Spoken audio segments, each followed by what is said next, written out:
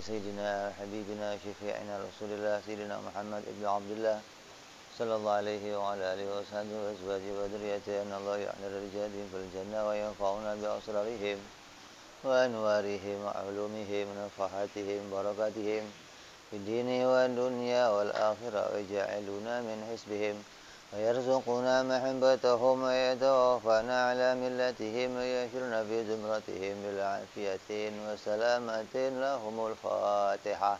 أعوذ بالله من الشيطان الرجيم. بسم الله الرحمن الرحيم. الحمد لله رب العالمين الرحمن الرحيم مالك يوم الدين. إياك نعبد وإياك نستعين اهدنا الصراط المستقيم صراط الذين أنعمت عليهم غير المغضوب عليهم ولا الضالين آمين. بسم الله الرحمن الرحيم. نويت التعلم والتعليم والتذكر والتذكير والنفع والانتفاع الإفادة والاستفادة والحث على التمسك بكتاب الله وسنة رسول الله صلى الله عليه وسلم والدعاء إلى الهدى والدلالة على الخير ابتغاء مرضاته وقربه وثوابه وحسن الخاتمة مع اللطف والعافية وصلاح العاقبة. Bismillahirrahmanirrahim. Alhamdulillahirabbil alamin.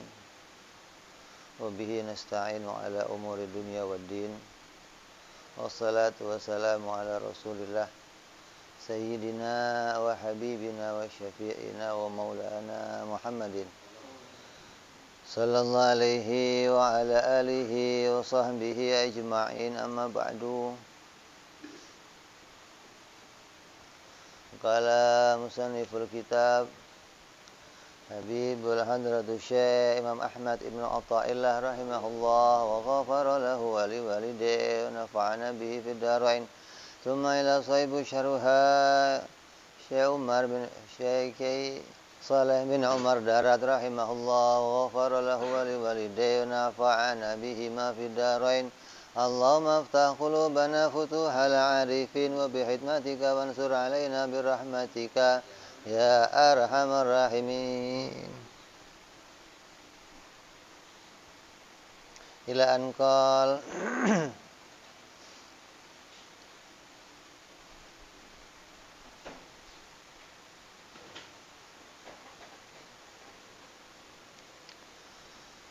menyambung hikmah yang ke-6.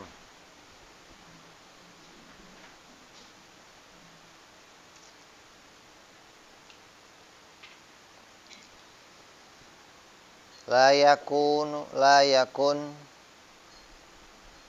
ta'akhuru amadil ata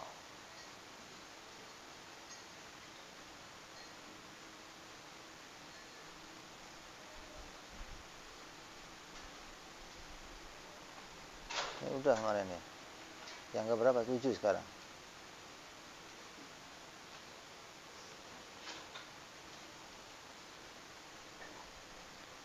Kemarin bicara keterlambatan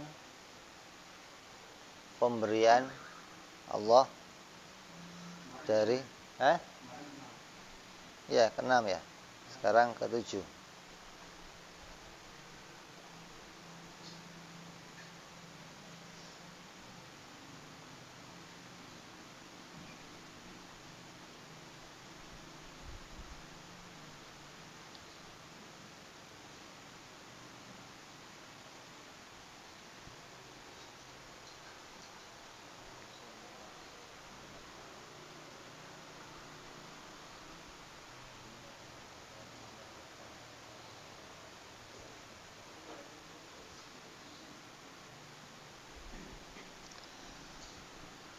La yusyakikannaka fil wa'di.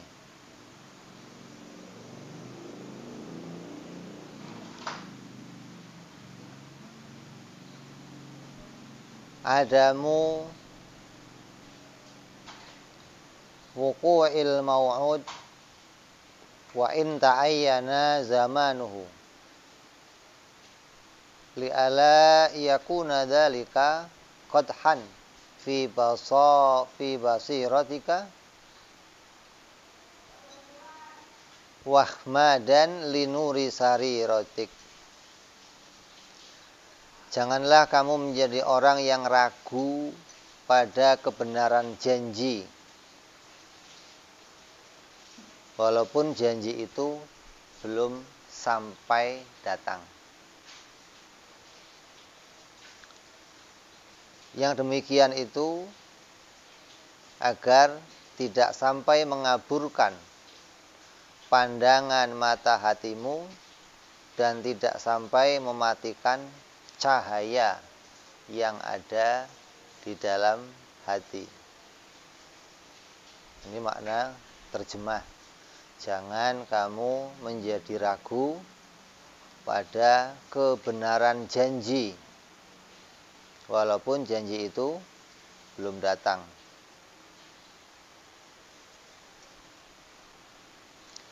Apabila kamu ragu pada janji, maka akan menjadikan kamu kabur pandangan mata hati dan bisa mematikan cahaya yang ada di dalam hati.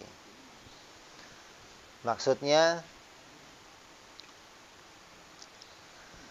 ketika kita ini diberikan sebuah janji oleh Allah, Allah berjanji pada hambanya atau yang lain selain Allah, Nabi berjanji atau guru-guru kita berjanji, maka janji yang disampaikan ini ketika belum datang apa yang dijanjikan, jangan sampai membuat kita ragu pada kebenaran janji tersebut. Kadang-kadang kita seringkali asal dijanjikan mundur dikit aja, ribut lah. Ributnya ini macam-macam. Yang paling parah suudzon akhirnya, begitu loh. Ini bener apa enggak? Bohong apa enggak? Ini yang sering kali terjadi begitu. Makanya jangan sampai ketika kita ini berdoa mengharapkan sesuatu, kemudian dijanjikan, ya, ntar saya kasih. Ini jangan terus kok mundur, kasihnya kapan gitu.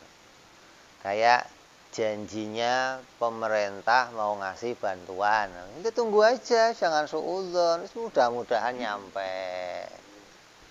Jadi jangan terus gara-gara udah ngomong, udah janji, tapi belum nyampe-nyampe, terus muncul suudzon, muncul ragu ini bener apa enggak, janjiin bener apa enggak.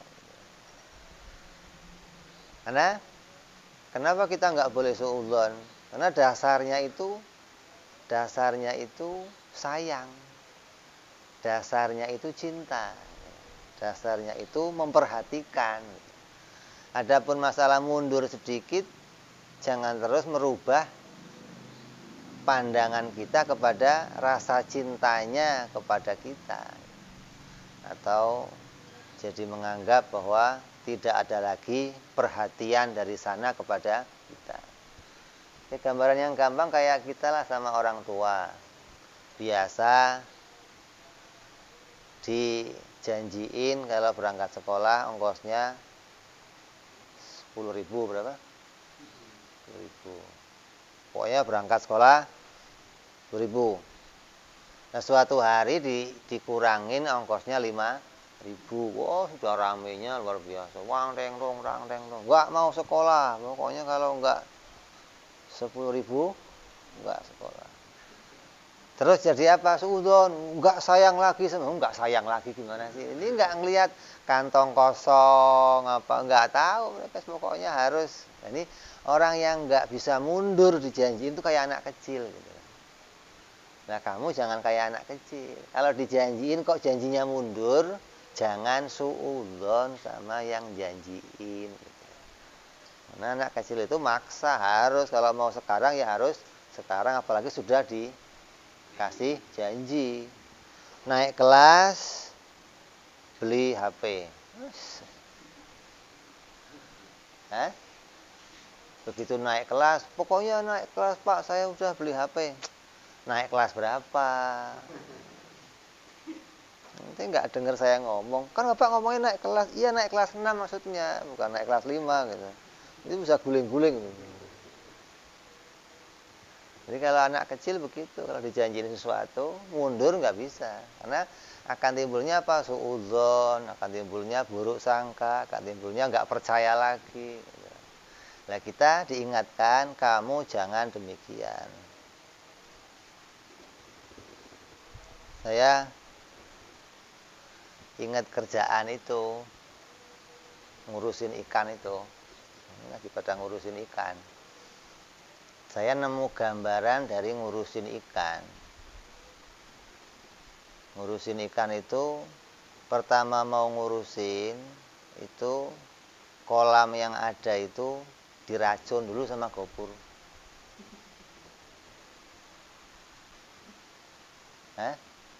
Diracun. Mati semua ini.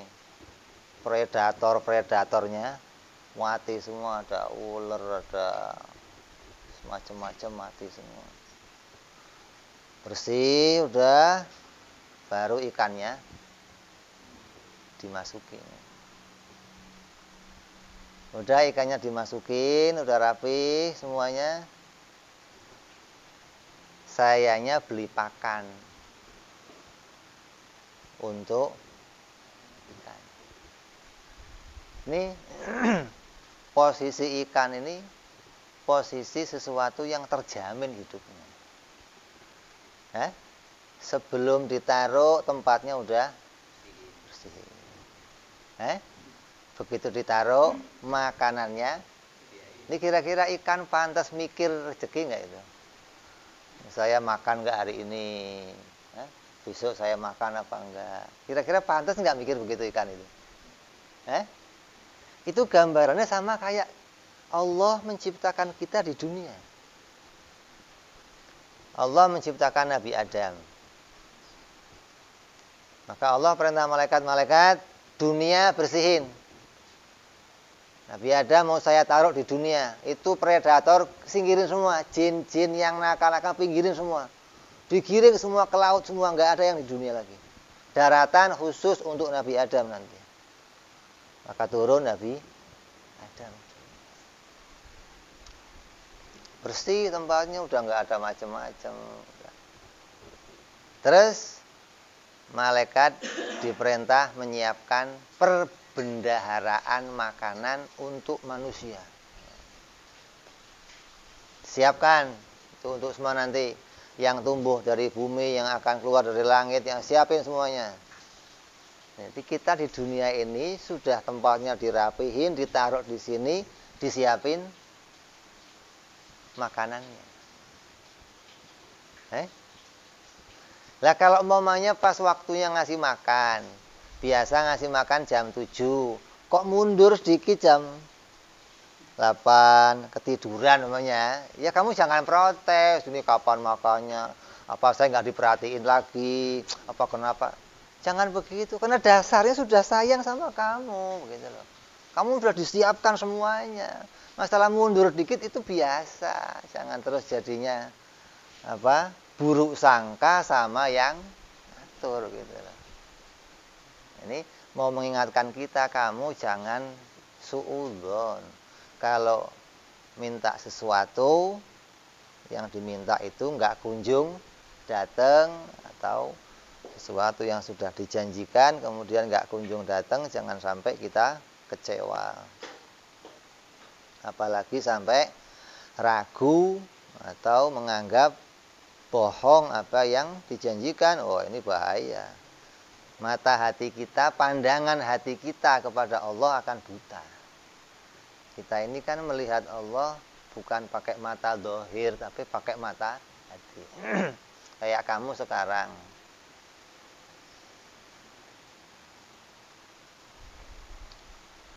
Kamu kalau sholat zuhur sendirian, pernah nggak rokaatnya dikurangin? Kan nggak ada yang lihat. Pernah nggak? Pernah. Sholat zuhur sendirian, sepi nggak ada orang, 2 rokaat aja lah, salam gitu. Pernah? Nah,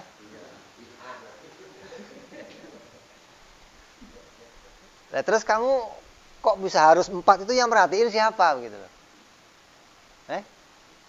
Itu berarti kamu sudah punya pandangan mata hati gitu loh. Mata lohir kamu nggak ada yang lihat, kosong, nggak ada orang. Dalam 4, saya kurangin jadi 2. Pernah begitu?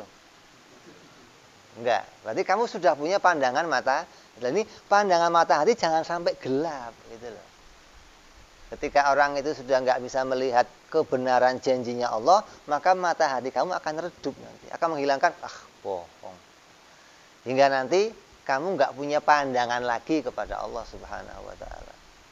Ini yang berbahaya begini gitu. Jadi jangan sampai ragu kepada yang dijanjikan itu mematikan atau memudarkan cahaya hati kita. Yang tadinya sudah mulai punya cahaya, walaupun ceplek-ceplek lah, remeng-remeng dikit lah begitu.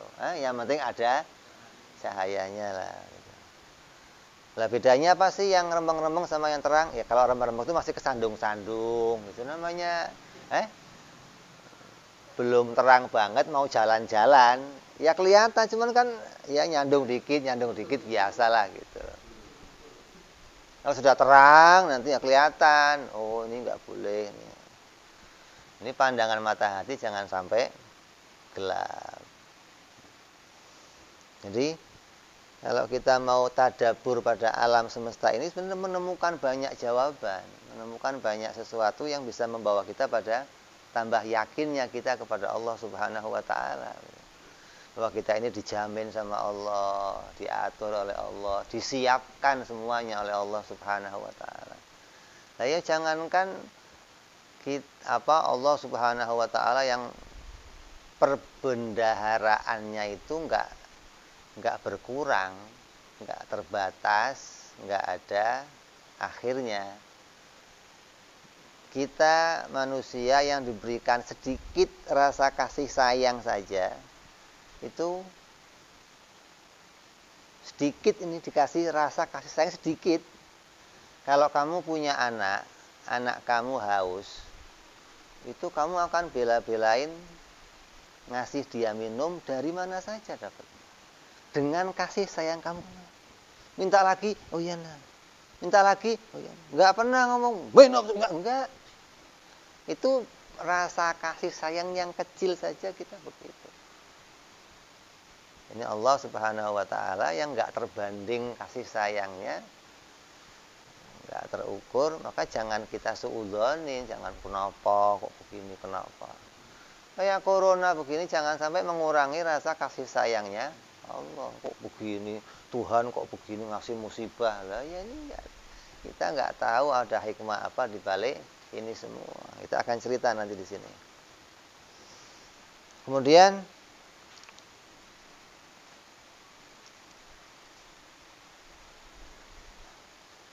janji itu ada beberapa janji. Yang pertama janji dari Allah. Allah menjanjikan sesuatu kepada hamba-hambanya. Dalam Al-Quran Allah berfirman, Ud'uni astajib lakum. Mintalah kamu kepadaku, maka akan aku kabulkan.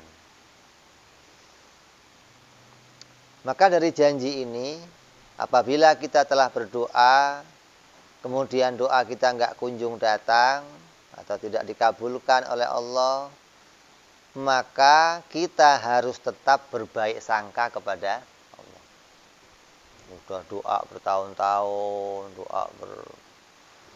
sampai menghabiskan banyak waktu untuk berdoa, tapi nggak ada perubahan yang didapat, nggak ada hasil yang didapat, maka jangan sampai kemudian kita berburuk sangka kepada Allah Subhanahu wa Ta'ala.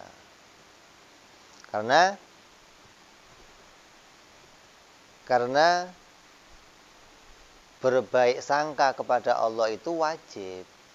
Kita ini harus berbaik sangka kepada Allah, karena Allah itu tidak bisa disuudzonin, nggak bisa. Allah itu tidak punya sifat jahat, nggak ada. Tuhan kok jahat, nggak ada. Allah memperkenalkan dirinya kepada kita Rahman Rahim. Kalimat awal yang Allah perkenalkan Bismillahirrahmanirrahim. Artinya semuanya tertutup, semuanya ada di dalam kasih sayangnya Allah Subhanahu wa taala. Jadi kalau kita kok dikasih rezeki sedikit, dikasih sakit, dikasih susah, itu masih penuh kasih sayang gitu loh. Enggak berkurang kasih sayangnya, enggak. Jangan terus gara-gara enggak dikasih seperti yang lainnya terus menganggap kasih sayang Allah berkurang kepada kita, enggak ada. Jadi enggak boleh kita berburuk sangka kepada Allah, karena kasih sayangnya Allah kepada kita itu enggak terbatas gitu.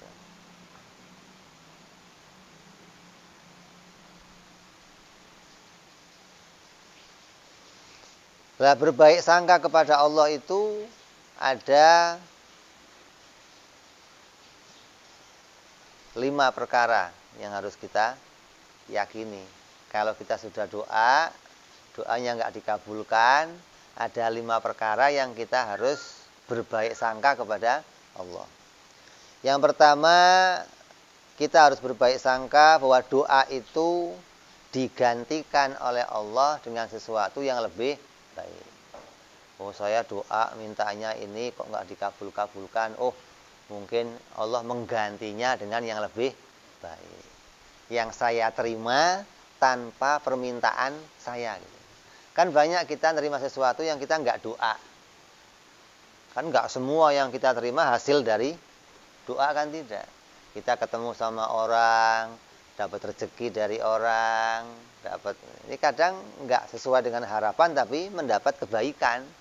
Maka ketika kita doa nggak dikabulkan, maka yakin yang pertama kita husnudzon kepada Allah bahwa doa itu diganti oleh Allah dengan sesuatu yang lebih baik. Terus yang kedua, husnudzon berikutnya apa? Doa itu akan dikabulkan, cuman tinggal nunggu waktunya. Lah kapan? Tunggu saja, pasti dikabulkan gitu. Jadi ngabulkannya itu yakin dulu pasti gitu. Pasti yang punya makna wajib aridhi, sesuatu yang ketika sudah Allah tentukan maka pasti akan terjadinya. Doa itu akan dikabulkan, tinggal nunggu waktu. Seperti yang terjadi pada Nabi Allah Zakaria alaihissalam, Nabi Allah Ibrahim alaihissalam, Nabi Musa alaihissalam. Nabi Musa itu pernah doa kepada Allah, ya Allah, saya dakwah sudah mati-matian ya Allah. Ini enggak ada satu nambah orang, enggak ada ya Allah. Ini yang jadi penghalang ini hartanya Fir'aun ya Allah. Orang semua yang mau ikut saya fulus. Semuanya mundur ya Allah, enggak ada. Sini tolong ya Allah. Ini Fir'aun hartanya dihabisin. Orangnya disesatin. Terus dimatiin, jangan sampai iman. Biar di akhirat disiksa yang keras ya Allah. Doanya Paul ya. Tolong dimiskinkan, dikafirkan, dimatikan dalam keadaan kafir, siksa yang berat di akhirat ya Allah. Apa jawabannya? Oke, siap Musa, saya kabulkan permintaan kamu. Itu dari Allah ngomong iya, sampai betul-betul Fir'aun itu terjadi hancur mati, itu 40 tahun.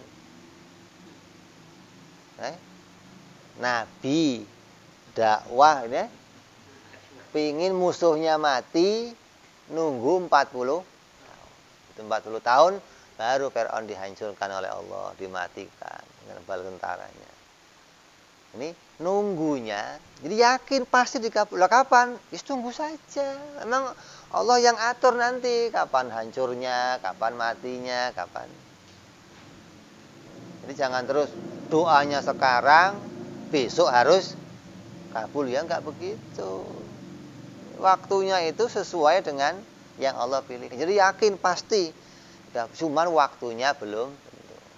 Saya pingin kawin ya Allah. Pasti itu pasti. Cuman kapan waktunya belum tahu. Apa di dunia, apa di akhirat namanya loh. Lesi kok.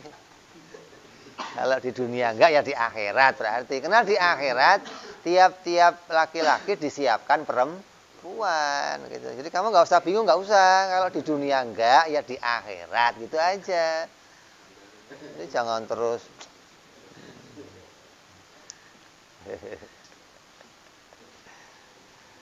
Nabi Allah Zakaria doa pengen punya anak. Sampai dikasih hadiah Nabi Yahya. Berapa tahun sampai istrinya monopos. Begitu istrinya monopos, datang malaikat, besok kamu hamil. Kata istrinya, ketawa, ini enggak bercanda, ini saya monopos. Ya enggak, besok hamil. Hamil beneran. Sampai punya anak. Berapa tahun? Nabi Ibrahim 80 tahun doa, Rabbi habli minas solihin, Rabbi habli minas solihin. Ya Allah berikan saya anak yang soleh. 80 tahun baru punya anak. Usia 80, beliau baru punya anak. Menunjukkan bahwa yakin Allah pasti mengabulkan. Cuman waktunya terserah Allah. Jangan kamu ngatur, kok enggak kabul-kabul ya Allah. Kata Nabi apa? Doa itu semua akan dikabulkan kecuali yang buru-buru. Sahabat nanya, yang buru-burunya bagaimana ya Rasulullah?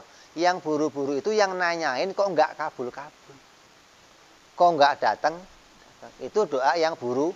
Lah orang yang buru-buru begitu malah enggak dikabulkan gitu loh. Kalau sudah doa, yakin sudah. Yang pertama, kok enggak datang-datang, husnudzon, diganti oleh Allah dengan yang lebih baik. Yang kedua, husnudzonnya, waktunya mungkin belum sekarang, mungkin besok, mungkin lusa. Allah menyiapkan saya untuk menerima itu pada waktu yang tepat.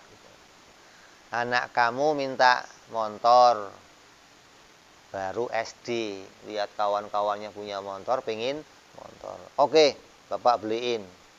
Oke-nya kan duluan, masa nggak oke? Oke-nya duluan, belinya kapan? Ya nanti kalau kamu sudah SMP, udah siap pakai motor, nah baru gitu loh. Jadi oke itu duluan lah, waktunya nanti dilihat siapnya dia nerima kapan. Gitu. Jangan terus kamunya, kok belum dikasih-kasih? Kita juga harus introspeksi diri, saya sudah siap belum menerima apa yang saya minta itu. Kalau pas datang sama saya, siap nggak kira? Jangan terus stres, aduh pingsan begitu. Datang ngelamar cewek cantik putih dredeg, ya Allah nih beneran apa enggak, ngimpi apa enggak? Jangan begitu. Siapin dulu hatinya biar mapan kuat. Nanti apapun yang akan diberikan Allah akan bisa kita terima dengan baik. Terus bisa juga doa itu digantikan oleh Allah terhindar dari musibah. Ada orang doa, ya Allah, mudah-mudahan hari ini saya dapat rezeki yang halal, keluar rumah. Tulisannya hari ini dia ketabrak. Hari ini tulisannya dia ketabrak. Masuk rumah sakit, keluar duit 1 juta. Tulisan di lauhil.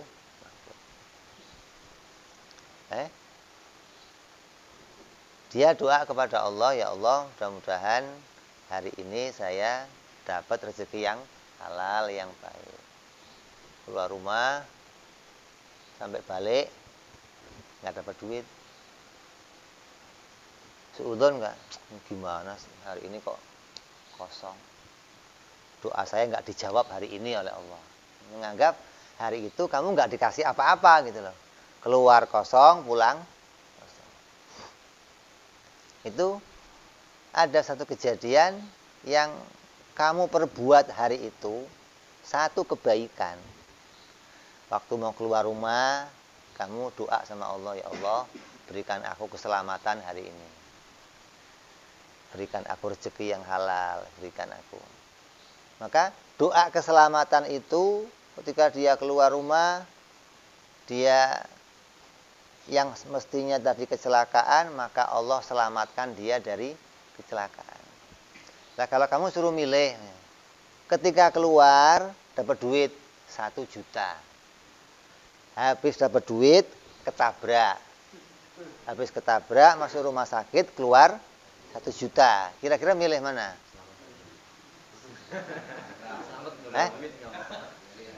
Milihnya mana maksudnya? Nggak milih? Iya, nggak usah. Nah, milihnya selamat, waras berarti. Waras berarti. Nah kalau yang penting dapat duit kan berat. Karena memang rasanya dapat duit itu seneng kayaknya gitu, walaupun harus keluar lagi kayaknya, tapi asik gitu. Kalau sudah nggak pegang duit ini banyak kejadian yang seperti itu banyak. Zaman Nabi Allah Sulaiman alaihissalam, ada seorang kerjanya tukang ngambil telur burung. Jadi dia kerjanya naik pohon-pohon, nanti kalau ada telur burung diambil, jual ke pasar. Lama-lama burungnya ini lapor ke Nabi Sulaiman, Nabi, saya ini pengen punya anak ya Nabi. Tiap nelor diambil, saya kapan punya anak ya Nabi? Ini saya protes, pokoknya tolong saya jangan diambil lagi telurnya. Yang ngambil siapa? Itu si fulan, panggil. Jin, panggil sama jin. Itu datang. Ente kerjanya apa? Saya tukang ngambil telur ya Nabi. Betul, kamu tukang ngambil telurnya? Iya, saya ambil, nggak cuma dia, banyak yang saya ambil. Nah kalau diambil kenapa? Ya saya memang butuh kerja. Hasilnya saya pakai untuk biaya keluarga, saya pakai sedekah, saya pakai. Ya sudah, pokoknya kamu jangan ngambil telur lagi. Mulai hari ini nggak boleh ngambil telur. Kerja yang lain. Telur-telurnya burung itu semua dijaga sama jin Ifrit. Ifrit, jagain. Siapa yang dekat, lemparin yang jauh. Siap Nabi, ya ke jin Ifrit nanti. Ini jin Ifrit ini yang ketika Nabi Sulaiman minta untuk dipindahkan singgasana, kata jin Ifrit apa? Ya sebelum engkau bangun sudah sampai. Duduk nih, bangun, kira-kira berapa detik? 5 detik lah. Duduk terus bangun. Kata Nabi Sulaiman apa? Belum cepet. Kata yang satu lagi, sebelum kamu kedip. Nah ini cepet. Nah sudah kamu coba. Itu sudah cepet, bangun itu sudah cepet. Kurang cepet. Ini jin Ifrit hebat luar biasa. Jaga telur-telurnya jangan sampai diapa-apain, siap. Udah, ini fulan ini ganti mata pencaharian, kerja yang lain. Ini namanya sudah kebiasaannya di situ. Berapa hari, berapa bulan kerja yang lain, sepi ya lama-lama ini kayaknya telur lagi.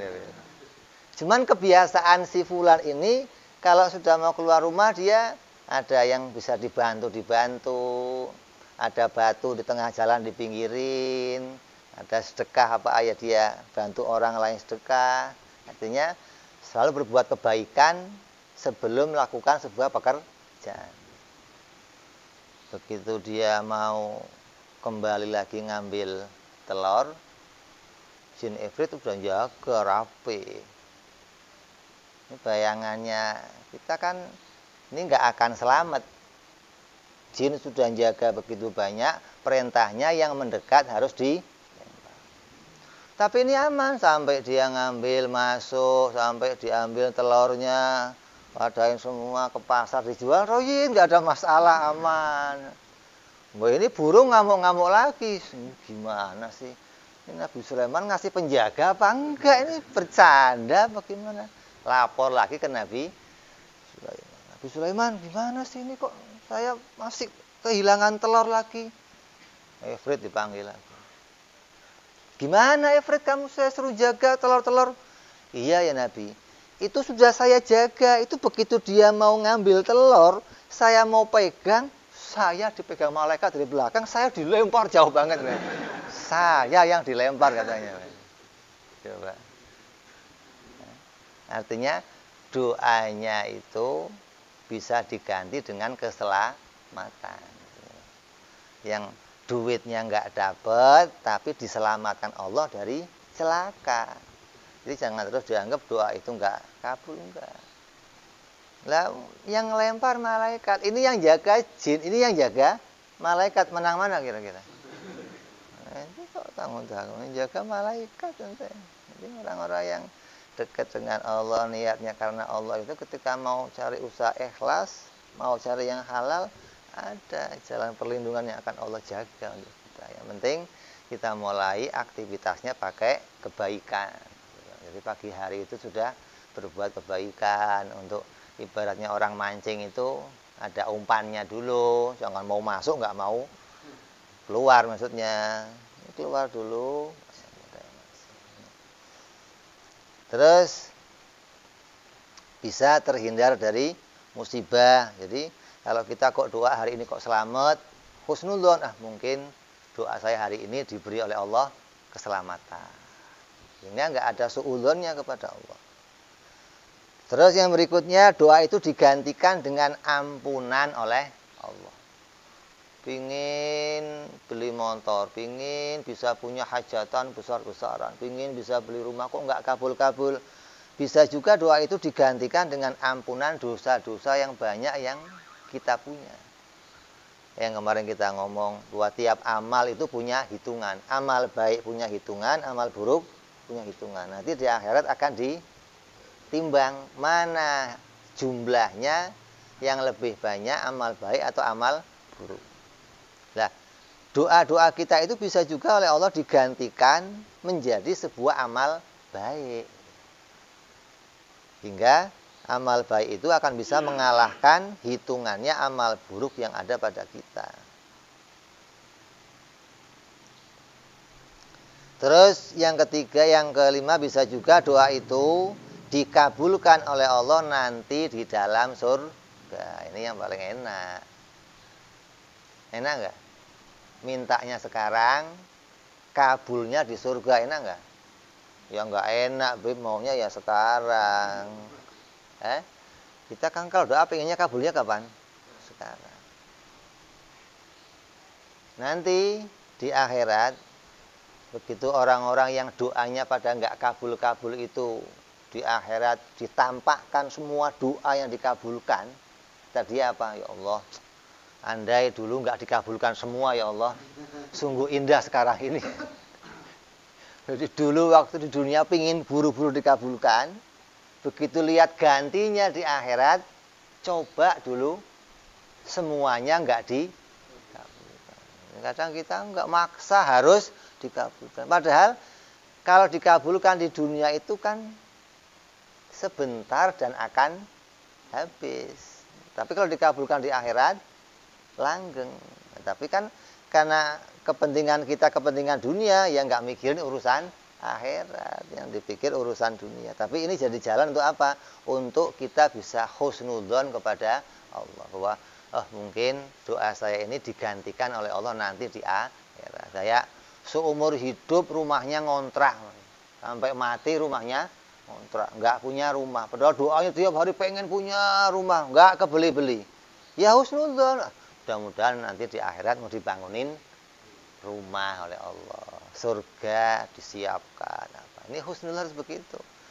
Seumur hidup pengen beli motor nggak kebeli, beli sepeda ontel aja kemana-mana, mudah-mudahan di akhirat disiapkan oleh Allah. Ini husnudzonnya harus begitu gitu.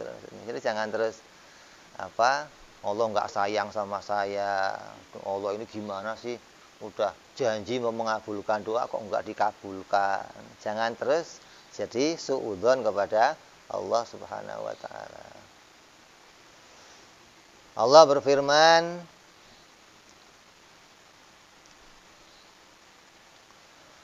siapa orangnya yang membela agamanya Allah, maka Allah akan membela kamu. Man yansurullah yansurkumullah. Siapa yang membela agamanya Allah, maka Allah akan membela kamu. Ini ayat Quran ini. Berarti Allah janji nggak ini?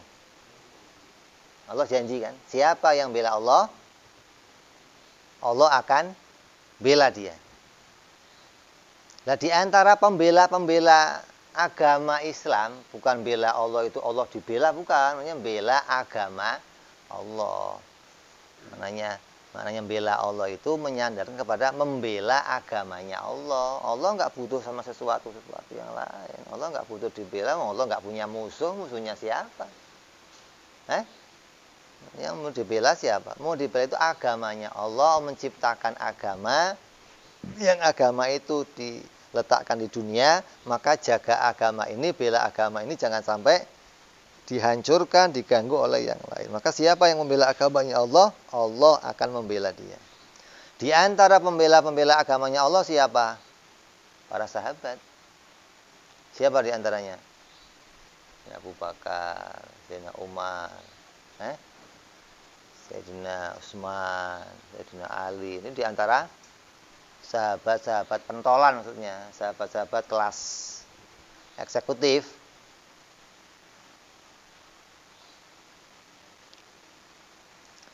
Tapi begitu kita lihat, mereka itu justru mati dalam keadaan terbunuh semua. Sayyidina Umar dibunuh, Sayyidina Utsman dibunuh, Sayyidina Ali dibunuh, Sayyidina Husain dibunuh, Sayyidina Hasan dibunuh. Ini matinya dibunuh. Ini padahal pembela agamanya Allah. Kok matinya kok dibunuh? Lah katanya Allah membela dia. Kok malah matinya? Terus di mana pembelaan Allah? Wong matinya terbunuh. Katanya mau dibela. Dia sudah bela mati-matian agama Allah, perang ke sana kemari, malah matinya terbunuh. Sayyidina Umar matinya terbunuh waktu sholat. Lagi sholat dibunuh. Kenapa kok lagi sholat? Karena nggak mungkin bisa bunuh dia kalau nggak sholat. Orang tahu kalau sholat, dia lupa sama yang lain, ini waktunya dibunuh. Nggak cuma Sayyidina Umar, bayangkan. Shaf pertama itu lengah semua ketika seorang itu maju membunuh, bayangkan. Berarti dia sholat sudah betul-betul fokus kepada Allah sampai orang lewat saja. Lah kalau sekarang kamu cobalah. Imam disamperin orang gitu.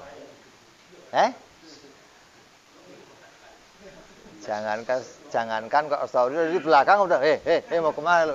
Maju-maju aja ini. Padahal lagi sholat. Jadi kalau mau diukur hebat kita dari mereka sebenarnya. Mereka bisa dibunuh waktu sholat. Kamu jangankan kok sholat.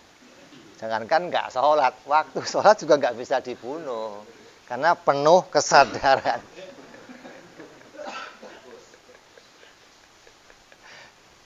Makanya ketika cerita itu Majnun dan Laila itu, si Majnun ngelewatin orang sholat ngejar anjing.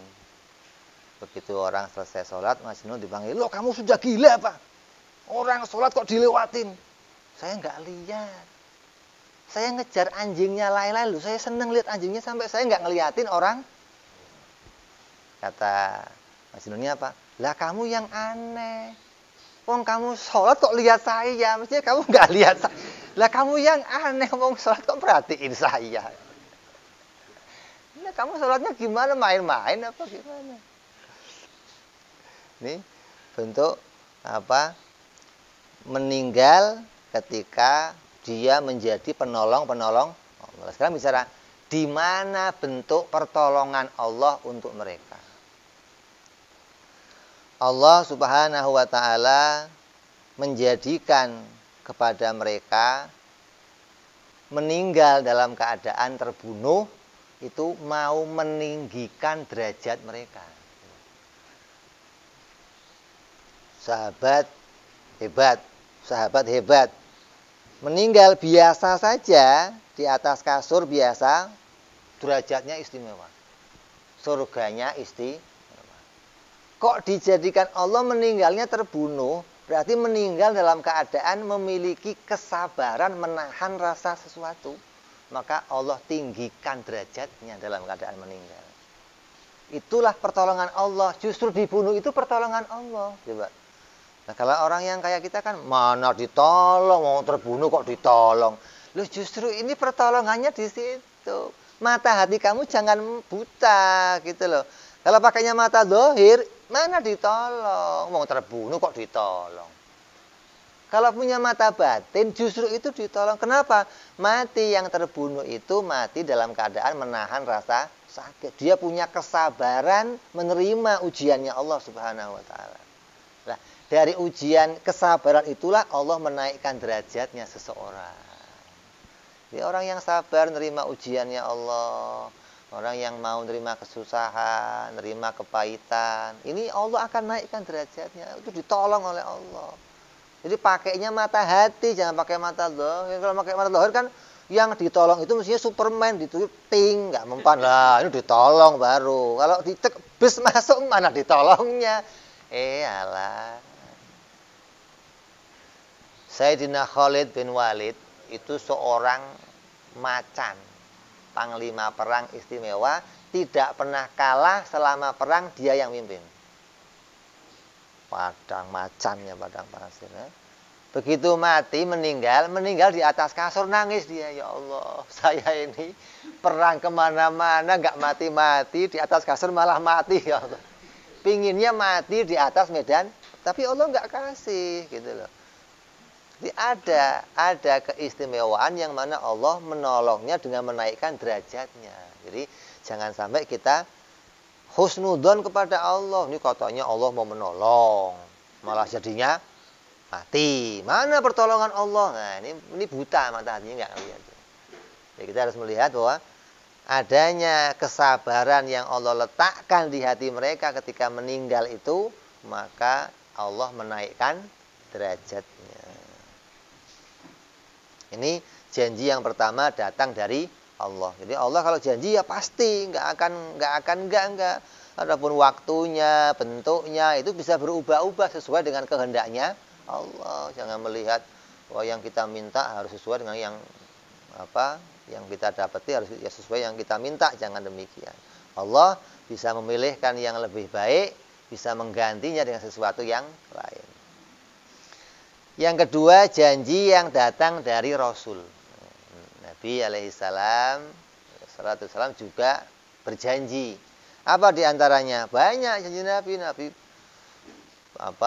Berdoa macam-macam, ada wasiat macam-macam dalam hadis. Di antaranya Nabi bersabda begini. Andai kata engkau punya hutang. Ada yang punya hutang? Nggak ada? Ada. Andai saja kamu punya hutang. Hutang kamu itu sebesar Gunung Uhud. Pernah lihat Gunung Uhud? Ya kayak Gunung Slamet lah, begitulah. Hutang kamu sebesar Gunung Uhud. Maka Allah akan melunasi hutang itu bila kalian mengamalkan doa dari. Doanya adalah Allahumma kfini bihalalika an haramik waghnini bifadlika amman siwak.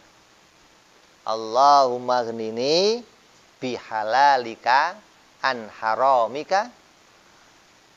Terus Allahumma kfini bihalalika an haramika waghnini bifadlika amman siwak. Ya Allah, cukupkanlah aku dengan sesuatu yang haram, dengan sesuatu yang halal dari sesuatu yang haram. Dan penuhilah aku dengan anugerahmu dari sesuatu yang lain. Artinya aku tidak membutuhkan yang lain, yang kubutuhkan hanya pertolonganmu. Siapa yang baca ini, kata Nabi, hutangnya sebesar apapun pasti dilunasi. Kapan lunasnya? Ya nunggu waktu. Baca malam, pagi mau lunas. Lah kok ente asik banget. Akhirnya Budi kebayar melulu utangnya. Asal pagi utang, Malam baca doa, besok kebayar. Bude senang banget tuh gitu. Tiap hari lunas dong. Lah ini janji, ini Nabi berjanji. Begitu kamu amalkan kok nggak datang-datang.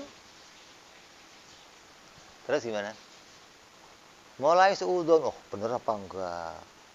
Jangan-jangan bohong, doanya salah denger. Jangan begitu. Terus gimana? Kontrol diri kita. Ini ada yang salah nggak dengan diri saya gitu loh.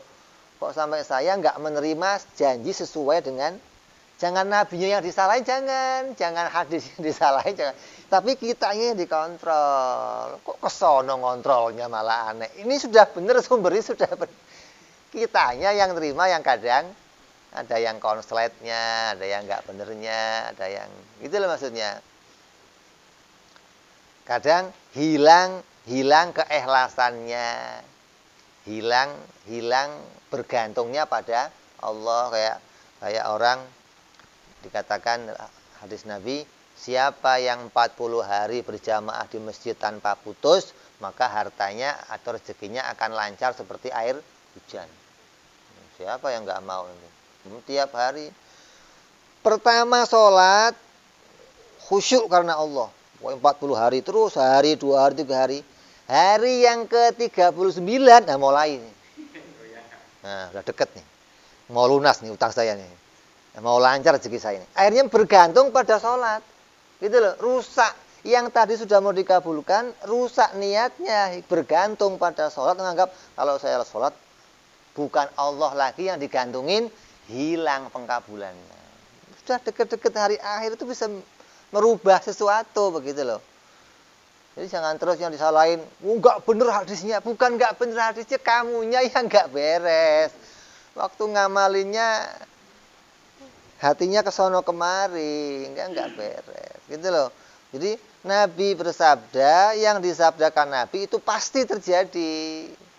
Enggak mungkin enggak terjadi gitu loh. Tinggal kamunya yang ngontrol.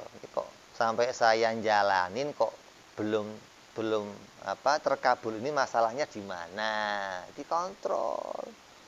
Oh mungkin makan saya belum halal. Oh mungkin minum saya belum halal. Oh mungkin saya tujuannya masih yang lain. Oh mungkin hati saya. Oh terus ada apa yang menghalangi doa itu yang harus dikontrol. Jangan sono yang dikontrol. Jangan sono sudah benar, janjinya sudah benar, kalamnya sudah benar, kita yang harus dikontrol. Ada lagi yang ketiga, janji dari seorang guru. Umpamanya ada guru berjanji. Contohnya ada guru mursyid berkata begini. Seperti yang dikatakan oleh Imam Abu Hasan Asyadzili yang kita baca kitabnya. Ini adalah murid ketiga dari Imam Abu Hasan Asyadzili, Syekh Abu Abbas, kemudian kepada Imam Ahmad bin Athaillah.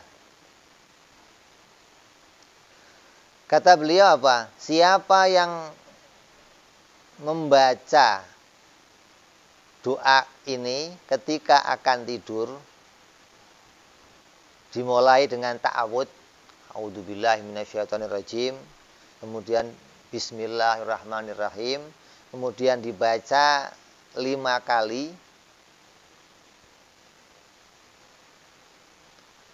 lalu membaca Allahumma bihaqqi Muhammad arini wajha Muhammad halan wa mahalan, maka akan bisa mimpi berjumpa Nabi Muhammad SAW. Ini ijazahnya ini. Siapa yang baca doa Allahumma bihaqqi Muhammad arini wajha Muhammad halan wa mahalan. Ya Allah, dengan keberkahan Nabi Muhammad, berilah aku rezeki untuk bisa melihat wajahnya Nabi Muhammad. Siapa yang baca doa ini maka akan bisa ngimpi ketemu dengan Nabi. Begitu udah baca tiap hari sampai ngiler-ngiler nggak ketemu-ketemu, ngimpinya setan melulu gitu. mending ketemu setan. Ngimpinya ngimpi nggak jelas semua lah. Paling pol-pol indahnya ngimpi basah, paling nggak ngimpi ketemu Nabi, nggak ngimpi basah malah. Maksudnya kesiram air, ngimpi kesiram air gitu. Kehujanan. Jangan ragu pada janjinya guru. Mesti bener lah, yang nggak bener siapa saya gitu loh. Apa yang membuat saya kok belum bisa ketemu ngimpi sama Nabi gitu loh. Jangan doa yang disalahin, jangan. Oh ini doanya nggak beres, ini kayaknya salah ngasih doa, janjinya nggak beres, jangan. Udah apa? Allahumma bihaqi Muhammadin arini wajah Muhammadin halan wa mahalan.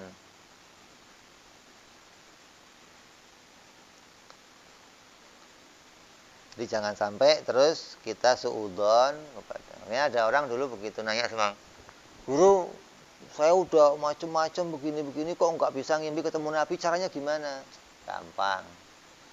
Mau tidur makan ikan asin yang banyak, jangan minum, tidur kamu. Berapa? Pokoknya mau 1 kilo, 2 kilo makan ikan asin yang banyak, jangan minum. Saking pinginnya makan ikan asin. Begitu habis makan ikan asin tidur. Pagi-pagi lapor, ngimpi enggak, apa enggak, lapor. Gimana saya udah ngelakuin. Lah kamu ngimpinya apa? Ngimpinya saya berenang. Ngimpinya kecebur air. Lah itu. Yang namanya orang makan ikan asin itu aus. Maka ngimpinya bayangin air. Waktu mau tidur kamu, air nih ya Allah. Kalau minum air. Ngimpinya ketemu, kamu harus begitu. Gitu loh. Kalau mau ketemu Nabi, mau tidurnya bayangin, gitu loh. Jangan bayanginnya apa, tidurnya apa. Lah ngimpinya ya kemana-mana, nggak jelas. Hatinya hadirkan betul-betul, nanti akan dapat rezeki ngimpi ketemu Nabi Muhammad SAW. Ini diantara janji-janji ini, ketika mundur, jangan salahkan janjinya. Jangan salahkan doanya. Jangan salahkan ayatnya. Tapi kembali pada kita, apa yang kurang pada diri kita. Maka ikatlah tanganmu wahai saudaraku, bersangka baiklah kepada Allah, juga kepada Nabi, dan kepada para aulia, kepada para guru-gurumu, dan janganlah sekali-kali engkau simpan di hatimu keraguan-raguan, apalagi mendustakan kebenaran janji-janji tersebut. Maka sedikitnya keraguan akan menyebabkan rusaknya mata hatimu dan juga memadamkan cahaya hatimu hingga kamu akan kembali dari awal lagi meniti menuju jalan Allah dari kegelapan lagi. Hilang kepercayaannya, ya harus nadzor lagi, mulai lagi, bangun kemantepan lagi. Ini penyebab dari orang itu kembali ke asalnya apabila sampai punya suudzon kepada Allah Subhanahu wa taala. Mudah-mudahan kita semua dikaruniai Allah hati yang bisa husnudzon kepada Allah, bersangka baik kepada Allah, dan doa-doa kita senantiasa dikabulkan oleh Allah Subhanahu wa taala, khususnya doa ingin terbebasnya dari api nerakanya Allah Subhanahu wa taala, yang mana setiap malam Ramadan Allah menjanjikan akan membebaskan tiap-tiap hambanya dari api neraka. Mudah-mudahan kita semua termasuk kita, orang tua kita, semua yang hadir semuanya termasuk orang-orang yang dibebaskan dari api nerakanya Allah Subhanahu wa taala. Amin ya rabbal alamin. Al-hadiniya wal niyatin shalih wa ila hadratin nabiyil Fatihah. A'udzu billahi minasyaitonir rajim.